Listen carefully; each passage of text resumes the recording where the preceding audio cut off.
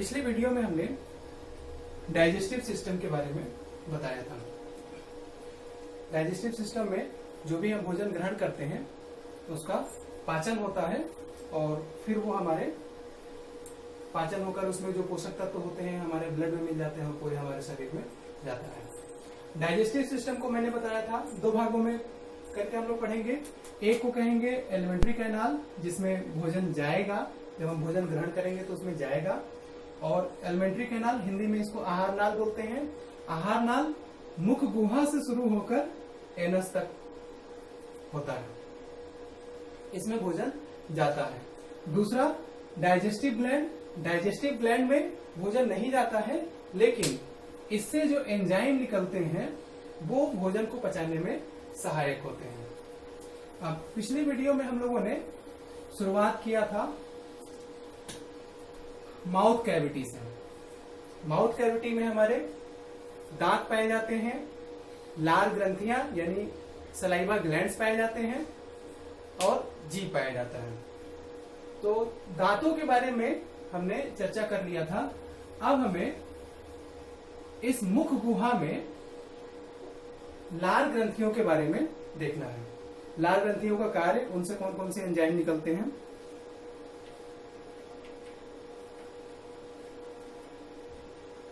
देखिए, ये एक मुख गुहा का चित्र है और इसमें लार ग्रंथियां पाई जाती हैं। जब आप भोजन को चबाते हैं, जब मुंह में भोजन रखते हैं तो भोजन दांत उसको काटेगा, फाड़ेगा और पीस के छोटा छोटा बना देगा और उसी समय उसमें लार मिल जाता है, एक चिपचिपा पदार्थ मिल जाता है जो लार होता है। ये लार हमारे लार ग्रंथियों से आता है। लार ग्रंथियां 3 जोड़ी होती हैं। 3 जोड़ी यानी कि 6। 3 इस तरफ और 3 इस तरफ, यानी दाहिनी तरफ 3 और बाईं तरफ 3। इसमें ये देखिए, ये जो सबसे बड़ी ग्रंथि दिखाई दे रही है इसे कहते हैं पैरोटिड ग्लैंड, और उसके बाद सबमेंडिबुलर और एक और ग्लैंड होता है सबलिंगुअल। इनके नाम होते हैं। 3 जोड़ी लार ग्रंथियां होती हैं, 3 इधर 3 इधर। इसमें से जो सबसे बड़ी ग्रंथि होती है उसका नाम है पैरोटिड। उसके बाद उससे छोटी होती है सबमेंडिबुलर और उससे छोटी होती है सबलिंगुअल। यानी अगर क्वेश्चन पूछ ले कि लार ग्रंथियों में सबसे बड़ी लार ग्रंथि कौन सी होती है तो उसमें आंसर होगा पैरोटिड ग्लैंड। यही पैरोटिड ग्लैंड जो होता है ये सांपों में जहर स्टोर करने का काम करता है। देखिए, हमारे में तो लार बनता है, 3 जोड़ी ग्रंथियां होती हैं जिनसे लार निकलेगा जो भोजन में मिल जाएगा, भोजन को पचाने काम करेगा। और जो पैरोटिड सांपों में होता है उसमें जहर होता है, वो जहर की तरह, उसमें जो उनका जो एंजाइम बनता है वो जहर की तरह काम करता है। तो पैरोटिड ग्लैंड ही होता है। इसी पैरोटिड ग्लैंड में, ये जो पैरोटिड ग्लैंड होता है, इसी पैरोटिड ग्लैंड पे कभी कभी वायरस अटैक करता है तो एक बीमारी हो जाती है। ये जब इस पे पैरोटिड ग्लैंड पे जब वायरस अटैक करेगा तो ये इसमें जो है स्वेलिंग आ जाती है, सूज जाता है, ये सूजन आ जाती है इसमें। तो इसको हम लोग मम्स बोलते हैं, इसको मम्स बोलते हैं या इसको गलसुहा बोला जाता है। और भी कई नाम इसके, स्थानीय स्तर पे कई नाम होते हैं, लेकिन उसको मम्स बोला जाता है। मम्स बोला जाता है।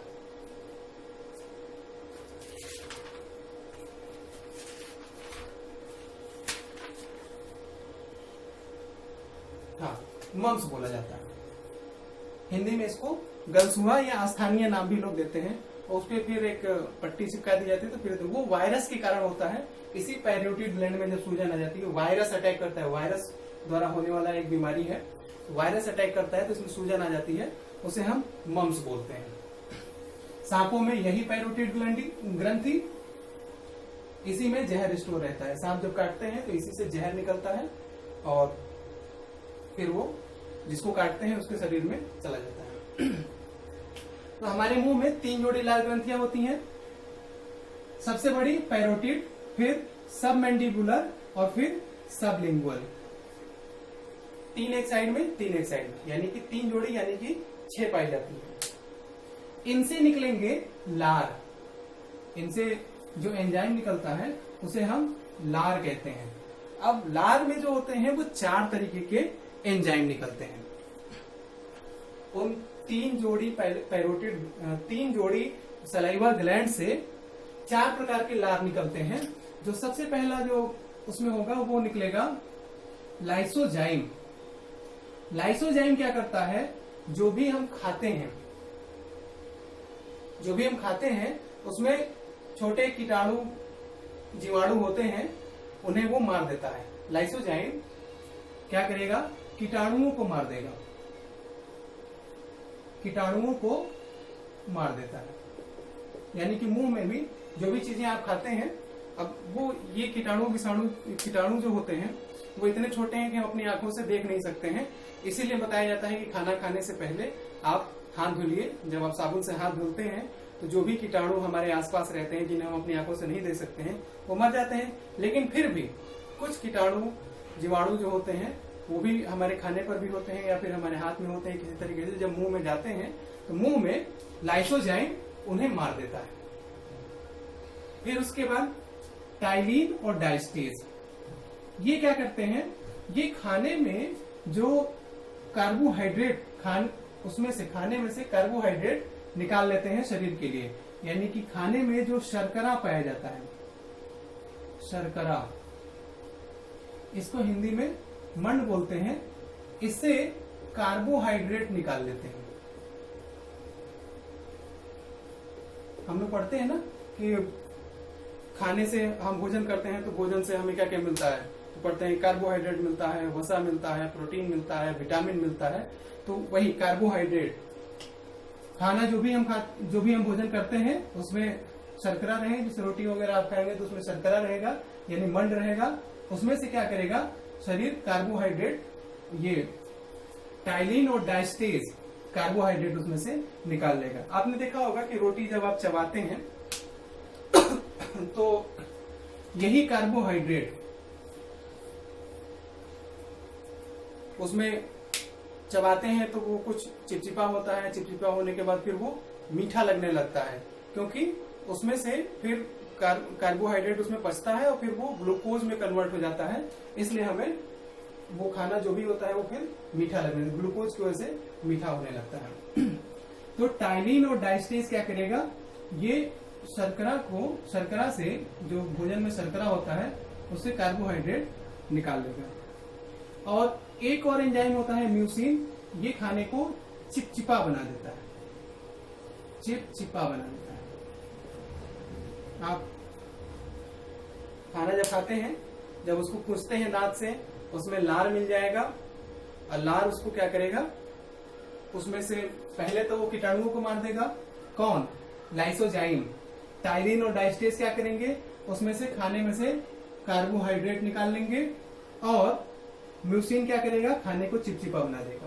अब खाना जब चिपचिपा हो जाता है तो जब उसको आप निगल लेंगे तो वो जाएगा ग्रास नली में, तो वहां पे वो चला जाएगा। अगर इसमें से म्यूसिन नहीं निकलेगा तो वही खाना अंदर नहीं जाएगा, अंदर जाने में उसको दिक्कत होगी, अटक जाता है, तो फिर आदमी पानी वानी पीने लगता है।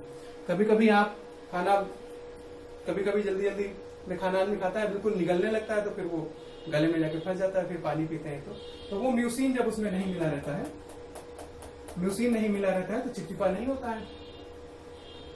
तो लार, 3 जोड़ी लार ग्रंथियों से 4 प्रकार के लार निकलेंगे, लाइसोजाइम, टाइलिन, डायस्टेज और म्यूसिन। क्लियर है? लाइसोजाइम, टाइलिन, डायस्टेज और म्यूसिन, इनके काम, लाइसोजाइम क्या करेगा, कीटाणुओं को मार देता है। टाइलिन और डायस्टेज क्या करेगा, उसमें से कार्बोहाइड्रेट निकाल लेगा जो हमारे शरीर के लिए आवश्यक है। म्यूसिन क्या करेगा, उसको चिपचिपा बना देगा। जब उसको चिपचिपा बना देगा तो अब भोजन आप अंदर निकलते हैं। अब जब भोजन निकलेंगे तो अभी तक का खाना देखिए, भोजन जो था वो हमारे मुख गुहा में था, यानी कि माउथ कैविटी में था। अब माउथ कैविटी के बाद भोजन कहाँ जाएगा, माउथ कैविटी यानी मुख गुहा, इसको बैकल कैविटी भी बोलते हैं। इसके बाद भोजन जाएगा ओसोफेगस। ओसोफेगस ओसोफेगस ओसोफेगस को हिंदी में ग्रास नली बोलते हैं। ये मुख गुहा और हमारे स्टमक को जोड़ता है। देखें चित्र में कहीं, हाँ ये देखें, हमारे मुंह में दांत है और लार मिल गया। लार एक व्यक्ति में दिन भर में लगभग 1.5 लीटर बनता है, मतलब कि एक दिन में लगभग 1.5 लीटर लार बनता है, और बच्चों में थोड़ी ज्यादा बनता है। अब पहले भोजन कहाँ था? मुख गुहा में। अब उसमें उसको दांत ने तोड़ ताड़ के छोटा कर दिया, फिर उसमें लार मिल गया, उसके कीटाणु मर गए, उसमें से कार्बोहाइड्रेट का पाचन हो गया और वो चिपचिपा हो गया। अब वो कहाँ जाएगा? अब वो जाएगा ओसोफेगस में। ओसोफेगस के रास्ते फिर वो स्टमक में जाएगा। यानी कि माउथ कैविटी और स्टमक को जो पाइप जोड़ता है उसे हम ग्रास नली या फिर ओसोफेगस कहते हैं। ओसोफेगस में क्रमाकुंचन होता है। क्रमाकुंचन, आप जब खाना खाएंगे तो निकलेंगे तो एकदम से वो नहीं चला जाएगा पेट में, उसमें क्रमाकुंचन होता है। होता क्या है? खाना जैसे यहां गया तो यहाँ की मांसपेशियां फूल जाएंगी, फिर आगे बढ़ेगा, फिर ऐसे मांसपेशियां फूलेंगी, फिर उसको दबाएंगे, फिर नीचे बढ़ेगा, फूलेंगी, फिर उसको दबाएंगे, नीचे बढ़ेगा, ऐसे बढ़ते बढ़ते धीरे धीरे, मतलब कि वो जो खाना आप निगलते हैं उसके स्पीड को कम कर देते हैं। स्पीड ब्रेकर इसको मान लीजिए क्रमानुकुंचन। क्रमानुकुंचन ओसोफेगस से प्रारंभ होता है और ये खाना धीरे धीरे ये बड़ी आंत तक उसमें जाता है। क्रमाकुंचन होता है, यानी कि खाना आया, फिर वो इसको ये दबा करके फूलेगा, फिर पिचकेगा, तो फिर उसको खाना को आगे बढ़ा देगा। इसी तरीके से खाना वो आगे बढ़ते रहता है। पूरे हमारे जो भी डाइजेस्टिव सिस्टम में वो बड़ी आंत तक जाता है, क्रमाकुंचन होता है उसमें। तो माउथ कैविटी को स्टमक से जोड़ने वाला पाइप, इसे हम ओसोफेगस कहते हैं। हिंदी में इसको ग्रास नली कहते हैं और इसकी लंबाई लगभग 15 सेंटीमीटर होती है। थोड़ा ये वेरी भी करेगा, जिसकी हाइट ज्यादा होगी थोड़ा 1-2 सेंटीमीटर ज्यादा होगा, जिसकी हाइट कम होगी 1-2 सेंटीमीटर कुछ कम होगा, लेकिन औसत की बात करेंगे तो औसत ये इसकी लंबाई 15 सेंटीमीटर होती है। अब देखिए, मुंह में कार्बोहाइड्रेट का पाचन हुआ, लेकिन ओसोफेगस में कोई पाचन नहीं होता है। ये सिर्फ एक मार्ग है जो भोजन को हमारे स्टमक तक पहुंचा देता है। क्लियर है? मुंह में 4 तरीके के एंजाइम निकलेंगे, लाइसोजाइम, टाइलिन, डायस्टेज और म्यूसिन। लाइसोजाइम कीटाणुओं को मार देगा, टाइलिन और डायस्टेज कार्बोहाइड्रेट का पाचन करेगा, म्यूसिन खाने को चिपचिपा बना देगा। यानी कि हमारे मुंह में पाचन होता है। अगर कोई पूछे मुंह में पाचन होता है तो हाँ, मुंह में पाचन होता है, उसमें कार्बोहाइड्रेट का पाचन होता है, कार्बोहाइड्रेट का पाचन होता है। लेकिन अगर पूछा जाए कि क्या इस ओसोफेगस में पाचन होता है, तो नहीं, इस ओसोफेगस में पाचन नहीं होता है। यह सिर्फ एक मार्ग है जो भोजन को हमारे स्टमक तक पहुंचा देता है। अब देखते हैं स्टमक के बारे में। भोजन हमारा स्टमक तक पहुंच गया है। देखिए, सबसे पहले भोजन कहाँ था? Mouth cavity.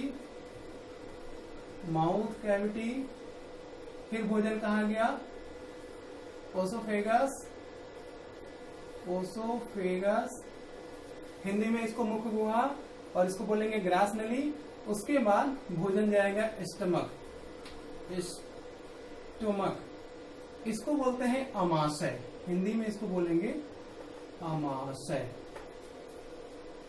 इसको बोलेंगे ग्रास नली और इसे बोलेंगे मुख गुहा।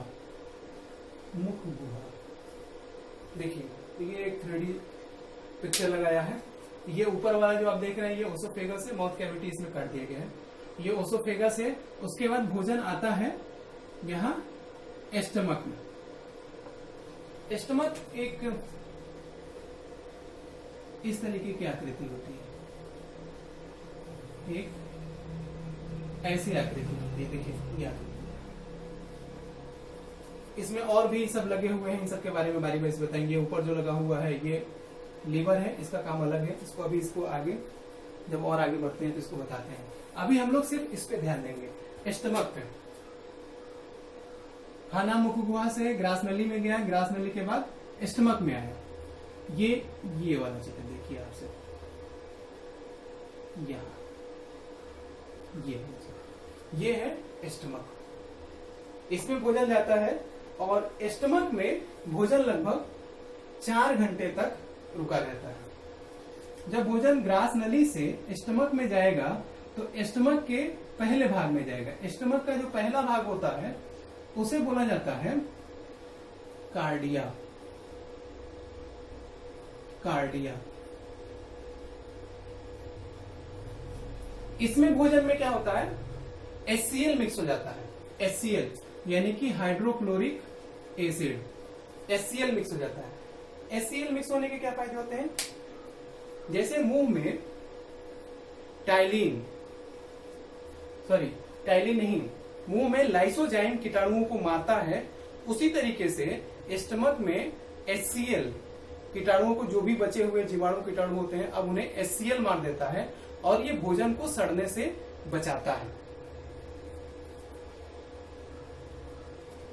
तो स्टमक के पहले भाग में जब भोजन पहुंचेगा तो उसमें मिल जाएगा HCl, और HCl क्या करेगा, ये भी कीटाणुओं को मारेगा और भोजन को सड़ने से बचाता है। क्योंकि भोजन को अब पेट में ज्यादा समय लगता है तो उसमें HCl मिक्स करने की वजह से वो सड़ता नहीं है, फिर वो पचता है। इसमें रासायनिक क्रिया होती है, फिर वो पचता है। HCl मिक्स नहीं होगा, यानी HCl क्या करेगा, जो भी भोजन खाए रहेंगे उसको एसिडिक बना देगा। एसिडिक यानी कि अम्लीय बना देता है, जिसकी वजह से भोजन सड़ता नहीं है। और पेट का जो दूसरा भाग होता है, उसे हम बोलते हैं फंडस।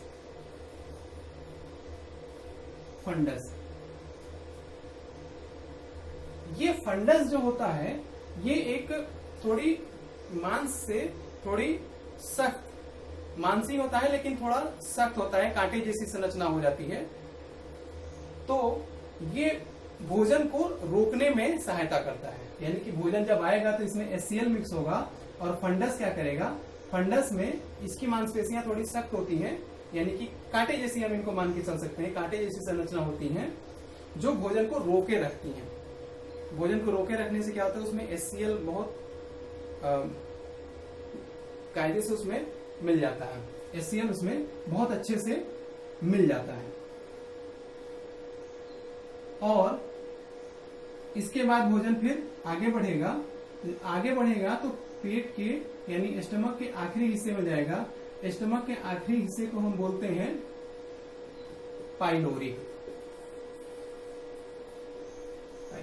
देखिए, पेट के मुख्य रूप से 3 हिस्से, पहले भाग को बोलेंगे हम कार्डिया, दूसरे को बोलेंगे फंडस और तीसरे को बोलेंगे पाइलोरिक। कार्डिया में HCl मिक्स हो जाएगा, जो जीवाणु कीटाणु जो भी बचे रहेंगे उनको मार देगा और भोजन को एसिडिक बना देगा। फंडस ये थोड़ी सख्त यानी कांटेनुमा संरचना होती है जो भोजन को रोके रखती है। ये फूलने में भी सहायता है, जब उसमें भोजन जाएगा तो ये थोड़ी फूल जाती है और उसके बाद भोजन को उसमें रोके रहेगा ताकि उसमें HCl ठीक से मिक्स हो जाए। उसके बाद फिर धीरे धीरे भोजन वहां से आगे बढ़ेगा। ये कितनी देर रोके रहेगा, लगभग 4 घंटा रोके रहेगा। फिर भोजन वहां से धीरे धीरे आगे बढ़ेगा तो जाएगा पाइलोरिक में। अब पाइलोरिक में ग्लैंड होते हैं। पाइलोरिक में जो पेट का जो पाइलोरिक वाला हिस्सा होता है उसमें ग्लैंड होते हैं। ग्लैंड मैंने बता दिया था, ग्लैंड को हिंदी में ग्रंथि बोलते हैं। आप पोटली मान के चलिए या गट्ठर मान के चलिए, उसमें से हमेशा रस निकला करेगा। तो इस ग्लैंड को पाइलोरिक में जो ग्लैंड पाए जाते हैं उन्हें हम बोलते हैं, यहां लिखते हैं, उन्हें हम बोलते हैं गैस्ट्रिक ग्लैंड। Gastric gland. और इस गैस्ट्रिक ग्लैंड से निकलता है गैस्ट्रिक जूस। और इस गैस्ट्रिक जूस में दो तरीके के एंजाइम होते हैं। एक होता है रेनिन और दूसरा होता है पेप्सिन। देखिए फिर से हम इसको रिपीट करते हैं। मुख गुहा से भोजन गया ओसोफेगस में, ओसोफेगस से गया स्टमक में। अब स्टमक के 3 पार्ट होते हैं, 3 पार्ट में हम इसको बांट सकते हैं। पहले भाग को कहा जाता है कार्डिया। इसमें HCl मिक्स हो जाएगा जो बचे हुए जीवाणुओं कीटाणुओं को मार देगा और साथ ही भोजन को एसिडिक बना देगा, यानी अम्लीय बना देगा, जिससे भोजन सड़ता नहीं है। उसके बाद भोजन फंडस में जाएगा। फंडस क्या करेगा, ये भोजन को रोके रखता है, लगभग 4 घंटे तक रोके रखता है। उसके बाद भोजन जाएगा पाइलोरिक में। इस पाइलोरिक में गैस्ट्रिक ग्लैंड पाए जाएंगे। उन गैस्ट्रिक ग्लैंड से गैस्ट्रिक जूस निकलेगा। और गैस्ट्रिक जूस में होता क्या है, जूस मतलब रस, ग्लैंड है तो उससे रस निकलेगा। कौन सा रस निकलेगा, गैस्ट्रिक जूस निकलेगा। गैस्ट्रिक जूस में होता क्या है, तो उसमें 2 तरीके के एंजाइम होते हैं, रेनिन और पेप्सिन। इनका क्या काम होता है, रेनिन को सिंपल जानिए, ये क्या करता है, दूध को दही में कन्वर्ट कर देता है। अब पेप्सिन जो होता है वो प्रोटीन का पाचन करता है। पेप्सिन प्रोटीन का पाचन करेगा और रेनिन दूध को दही में कन्वर्ट करेगा। दूध को दही में कन्वर्ट करने से मतलब होता है कि दूध में एक प्रोटीन पाया जाता है, केसीन प्रोटीन पाया जाता है, उसको वो पचाता है। आप सिंपल याद रखिए, रेनिन क्या करेगा, दूध को दही में कन्वर्ट करेगा। याद रखने के लिए आप देखिए, छोटे बच्चे जो 2, 4, 6 महीने के होते हैं, उनको आप दूध पिलाइए। जब दूध पी लेंगे उसके बाद अगर कभी कभी वो खेलते खेलते उल्टी कर देते हैं, जब उल्टी करेंगे तो देखिए वो दही बन गया रहता है। तो इससे हम याद रखेंगे, रेनिन क्या करेगा, दूध को दही में बदल देगा। आप इसको अगर साइंटिफिक टर्म में देखें तो दूध में केसीन प्रोटीन पाया जाता है, तो रेनिन केसीन प्रोटीन का पाचन करता है। पेप्सिन क्या करता है, पेप्सिन प्रोटीन का पाचन करता है। अब 2 मोटे तत्व तो हम 2 मुख्य रूप से बातें हम जान पाए कि हमारे मुख गुहा में ही कार्बोहाइड्रेट का पाचन हो जाता है, कार्बोहाइड्रेट का पाचन हो जाता है। और उसके बाद जब आगे बढ़ेंगे तो हमारे पेट में प्रोटीन का पाचन हो जाता है। और भी क्रियाएं होती हैं, लेकिन ये मुख्य रूप से कार्बोहाइड्रेट और प्रोटीन हमको मिल गया। लेकिन प्रोटीन यहीं पे पूरी तरीके से नहीं पच जाता है, प्रोटीन अभी आगे बढ़ेगा तो छोटी आंत में भी फिर प्रोटीन का पाचन होगा। यहां तक मुझे लगता है क्लियर है। पेट को हम 3 हिस्सों में बांट सकते हैं। पहला भाग कार्डिया, इसमें HCl मिक्स होगा। दूसरा भाग फंडस, भोजन को थोड़ी देर रोक के रखेगा। पाइलोरिक, इसमें पाइलोरिक में गैस्ट्रिक ग्लैंड पाए जाएंगे। गैस्ट्रिक ग्लैंड से जूस निकलेगा तो उसे हम कहेंगे गैस्ट्रिक जूस। और गैस्ट्रिक जूस में क्या क्या पाया जाएगा, रेनिन और पेप्सिन। रेनिन दूध को दही में बदल देगा और पेप्सिन प्रोटीन का पाचन करेगा। कभी कभी क्या होता है कि ये गैस्ट्रिक ग्लैंड काम नहीं करता है। तो जब ये गैस्ट्रिक ग्लैंड काम नहीं करेगा, उम्र के साथ जनरली, और उससे पहले भी कभी कभी हो जाता है, और बूढ़े लोगों में ये खास तौर से होता है, ये गैस्ट्रिक ग्लैंड काम नहीं करता है। जब ये काम नहीं करता है तो गैस्ट्रिक जूस नहीं बनेगा। जब गैस्ट्रिक जूस नहीं बनेगा तो उनका ये रेनिन नहीं निकलेगा उसमें से। जब ये ग्लैंड काम ही नहीं कर रहा है तो रेनिन नहीं निकलता है, तो उन्हें दूध का पाचन नहीं होता। तो ऐसे लोगों को सलाह दी जाती है कि आप दूध न पी करके डायरेक्ट दही खाइए, क्योंकि इसका काम ही है दूध को दही में बदल देना। तो ये काम जब नहीं कर रहा है तो इनको डायरेक्ट दही दीजिए, इनका पाचन आसानी से हो जाता है, दही का पाचन आसानी से हो जाता है।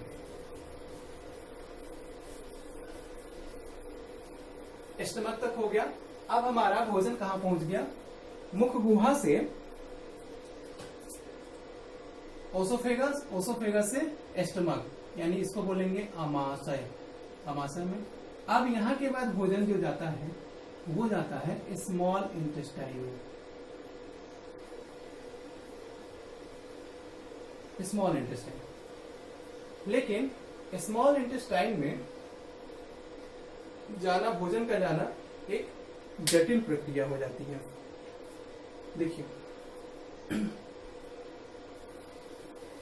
पहले तो हम जान लेते हैं कि स्मॉल इंटेस्टाइन को भी हम 3 भागों में बांटकर पढ़ते हैं। एक को कहा जाता है ड्यूडेनम, दूसरा होता है जेजुनम और तीसरा होता है इलियम। इस स्टमक के बाद आप ये जो बीच में ये आकृति देख रहे हैं, इसको बोला जाता है स्मॉल इंटेस्टाइन। इसका सिंपल फॉर्म में देखिए इस तरीके की आकृति बनाते हैं ताकि पढ़ने में आसानी हो। अब ये स्टमक हम पढ़ चुके हैं तो इसको मैंने छोटा कर दिया, और यहां से हम बनाते हैं स्मॉल इंटेस्टाइन।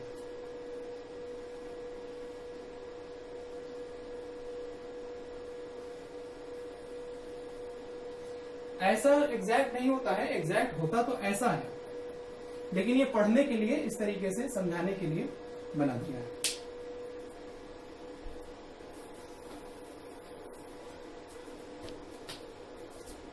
ये हमारा स्टमक हो गया। स्टमक के बाद जो ये पहला हिस्सा है इसे हम बोलेंगे, ये पहला वाला हिस्सा इसे हम बोलेंगे ड्यूडेनम। जो दूसरा हिस्सा उसे हम बोलेंगे जेजुनम, और ये लास्ट वाला जो पार्ट होता है उसे हम बोलते हैं इलियम। तो स्मॉल इंटेस्टाइन के यानी कि छोटी आंत के, इसको हिंदी में बोलेंगे छोटी आंत, छोटी आंत। छोटी आंत के 3 भाग होते हैं, ड्यूडेनम, जेजुनम और इलियम। जब स्टमक से हमारा भोजन निकलता है तो अब वो भोजन नहीं रह गया, उसे हम बोलते हैं काइम। मुख गुहा में जब भोजन को काट छाट के छोटा कर दिया जाता है, उसमें लार मिक्स हो जाता है, वो चिपचिपा हो जाता है, तो उसे हम बोलते हैं बोलस, BOLUS, बोलस। वो बोलस ओसोफेगस से होकर के स्टमक में जाता है, और स्टमक में उसमें HCl मिक्स हो जाएगा, गैस्ट्रिक जूस मिक्स हो जाएगा, फिर अब वो भोजन थोड़ी रह गया, उसको हम बोलेंगे अब काइम, CHYME, काइम बोलते हैं। अब ये काइम जब ड्यूडेनम में जाता है तो ड्यूडेनम में जाने से पहले, ड्यूडेनम को हिंदी में बोलते हैं पक्वाशय, या इसको बोलते हैं ग्रहणी, ग्रहणी बोलेंगे, ग्रहणी। ये ग्रहणी भोजन को ग्रहण नहीं करता है। ग्रहण न करने का क्या काम है?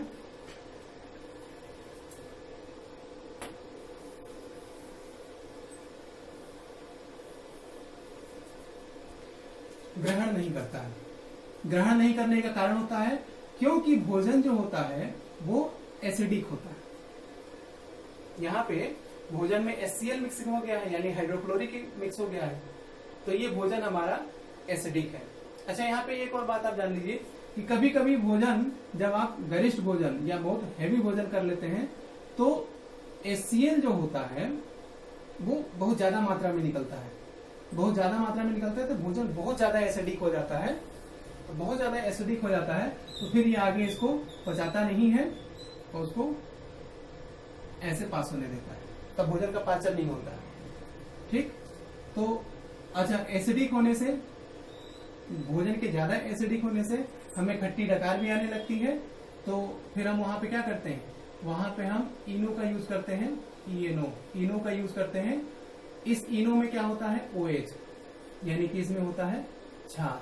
ये क्षार जा करके HCl को थोड़ा न्यूट्रल कर देता है, और जब न्यूट्रल कर देता है, HCl को जब न्यूट्रल कर देता है, तो फिर वो खाना जब आगे जाएगा तब उतना एसिडिक नहीं रहेगा। अब इस काइम को हम थोड़ा आगे बढ़ाते हैं। स्टमक से जब भोजन आगे बढ़ेगा तो उसे हम बोलेंगे काइम, लेकिन ये काइम एसिडिक है, इसलिए उसका पाचन नहीं हो सकता है। तो हमें क्या करना पड़ेगा, इस भोजन को बेसिक बनाना पड़ेगा। इस भोजन को बेसिक बनाने के लिए यहां इस स्टमक के पास एक लीवर लगा रहता है। आप बहुत छोटी जगह है, आप इस चित्र में देखिए, इस स्टमक के ऊपर एक लीवर लगा रहता है,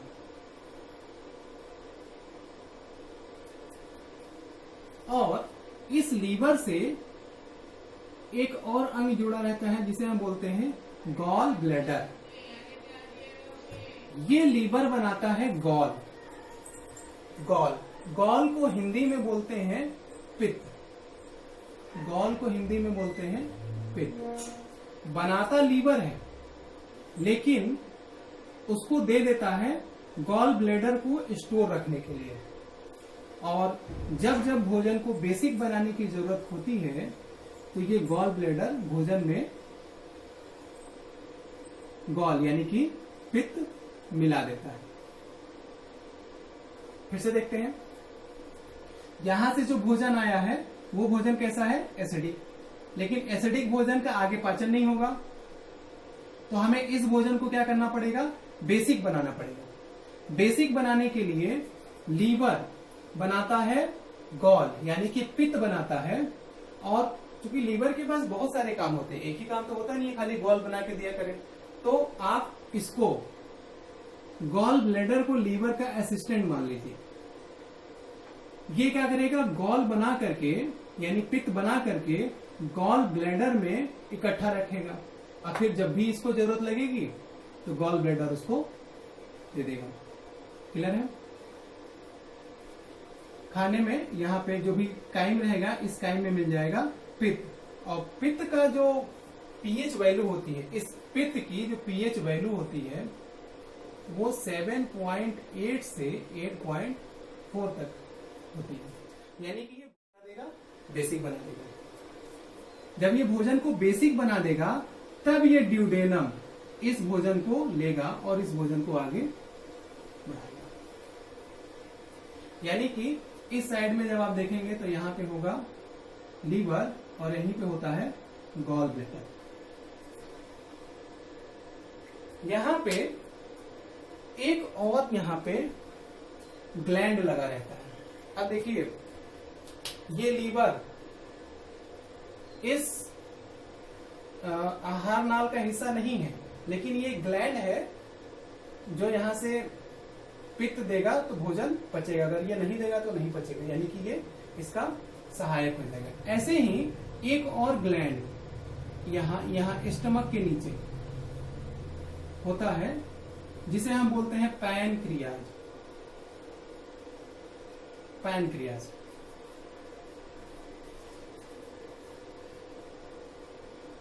पैनक्रियाज से निकलता है लैट।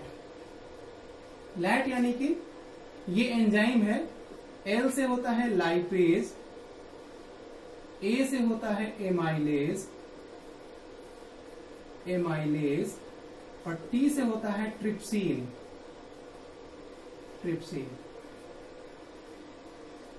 ये क्या करते हैं, लाइपेज, एमाइलेज और ट्रिप्सिन। लाइपेज क्या करेगा, ये वसा को पचाने में सहायक होता है। एमाइलेज क्या करेगा, एमाइलेज ये कार्बोहाइड्रेट को फिर पचाने में सहायक होता है। फिर उसके बाद ट्रिप्सिन क्या करेगा, प्रोटीन को पचाने में सहायक होता है। अब आप कहेंगे कि कार्बोहाइड्रेट तो मुंह में ही पच गया था। हाँ, पच जाता है, लेकिन आप मुंह में कितनी देर भोजन रखते ही हैं। आप उसको जैसे छोटा करते हैं, छोटा करने के बाद तुरंत उसको निगल जाते हैं, तो जो कार्बोहाइड्रेट बच गया उसका आगे पाचन फिर जा करके कहाँ होगा, इसके आगे ये छोटी आंत में जब जाएगा तब वहां पे उसका पूर्ण पाचन होगा। और लीवर ने क्या किया है, लीवर ने पित्त बना के पित्त दिया है। इस पित्त की सहायता से वसा के कणों को, ये जो फैट आप जो ऑयली चीजें खाते हैं, वसा के कणों को तोड़ देता है और लाइपेज उन्हें क्या करेगा, फिर उनका पाचन कर देगा। ट्रिप्सिन प्रोटीन का पाचन कर देगा। देखिए भोजन जब यहाँ अमाशय से निकला, ये स्टमक से जब निकलेगा तो उसे हम कहेंगे काइम। ये भोजन अभी एसिडिक है, एसिडिक को बेसिक बनाने के लिए लीवर क्या करेगा, यहां से बाइल जूस देगा। बाइल जूस क्या करेगा, इसको बेसिक बना देगा। और साथ में ये पैनक्रियाज क्या करेगा, जब भोजन हमारा बन गया है, इसको पूरा पचाना है, तो पैनक्रियाज भी उधर से एंजाइम छोड़ेगा। 3 तरीके के एंजाइम देगा जो भोजन में यहाँ के मिक्स हो जाएगा। ये सब कहाँ मिक्स हो रहे हैं, ये सब ड्यूडेनम में मिक्स हो रहे हैं। छोटी आंत का पहला हिस्सा जिसको ड्यूडेनम या ड्यूडेनम को हिंदी में पक्वाशय या फिर ग्रहणी बोलते हैं, ग्रहणी बोलते हैं। तो ये सब यही ड्यूडेनम में ही सब कुछ हो रहा है। यहाँ एक बार समझने की जरूरत है, स्टमक से जब भोजन आ रहा है तो यहीं पे पित्त भी मिल रहा है, यहीं पे ये लैट भी मिल रहा है। इस लैट को तीनों एंजाइम को सामूहिक रूप से कहा जाता है पूर्ण पाचक रस। अगर कोई क्वेश्चन आपसे पूछे कि पूर्ण पाचक रस कहां से निकलता है, तो पूर्ण पाचक रस पैनक्रियाज से निकलता है। और पूर्ण पाचक रस में होता क्या क्या है, तो पूर्ण पाचक रस में होता है लैट, शॉर्ट फॉर्म याद रखिए लैट क्या करेगा, लाइपेज, ए से एमाइलेज और टी से ट्रिप्सिन। लाइपेज क्या फंसेगा, एल से लाइपेज, और इसको लसलसा यानी कि घी याद रखिएगा। घी को जब आप हाथ में लेंगे तो वो कुछ लसलसा होता है, तो घी में क्या पाया जाता है, वसा। यानी कि लाइपेज क्या करेगा, वसा को पचाएगा, एमाइलेज क्या करेगा, कार्बोहाइड्रेट को, और ट्रिप्सिन तो प्रोटीन को पचाएगा। तो यहाँ पे सब क्या हो रहे हैं, यहाँ पे सब मिक्स हो रहे हैं आपस में। यहाँ से काइम मिक्स हो रहा है, और इधर से बाइल जूस मिक्स हो रहा है, और इधर से पैनक्रियाज लैट दे रहा है। तो ड्यूडेनम में ये सारी चीजें मिक्स हो जाती हैं।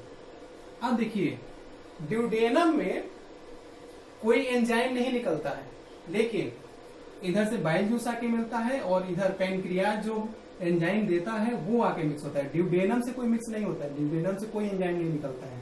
हाँ, ड्यूडेनम में 2 हार्मोन जरूर होते हैं। एक हार्मोन का नाम होता है कोलेसिस्टोकाइनिन,